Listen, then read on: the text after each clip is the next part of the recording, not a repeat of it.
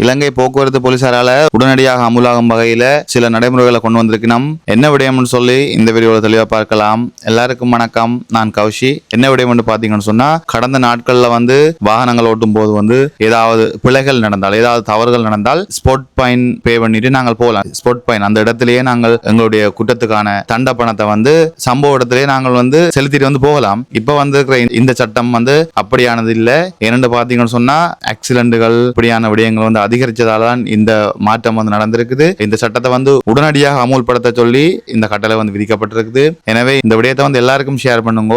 ஏன்னு சொன்னா இது ஒரு முக்கியமான விடயம். இந்த காலத்துல வாகனம் இல்லாமல் வாகனம் ஓடாமல் இருக்கிற நபர்கள் குறைவு. எல்லாருக்கும் ஒரு முக்கியமான விடயம் இது.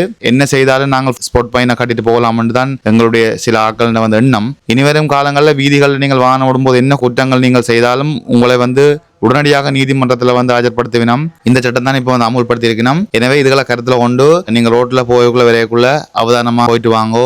என்னன்னு சொன்னா, முதல் மாதிரி இல்லை, இப்ப ஸ்பாட் ஃபைன் எல்லாம் கட்டிட்டு போயிடாது. அவர்களே கொஞ்ச நாளைக்கு முதல் அறிவிச்சல் அந்த கோபே அப்படியான இதுகளில் உங்களுடைய ஸ்பாட் ஃபைனை நீங்கள் பே பண்ணிட்டு போகலாம். அதுக்குரிய ஃபெசிலிட்டிஸும் அவர்களே உத்தியோகபூர்வமா விட்டுருந்தவேல். நிறைய பேர் ஸ்பாட் ஃபைன் அப்படியும் கட்டி இருக்கணும். இப்போ விடுக்கப்பட்டிருக்கிற கட்டளை என்னன்னு சொன்னா, நீங்கள் என்ன குற்றம் செய்தாலும் அந்த குற்றத்துக்காக நீதிமன்றத்தில் உங்களை ஆஜர்படுத்தி உங்களுக்குரிய தண்டனை வழங்கப்படும். எனவே இதுகளை கருத்தில் ஒன்று நடந்து கொள்ளுங்க. இன்னும் ஒரு வீடியோவில் சந்திக்கிறேன். பாய்.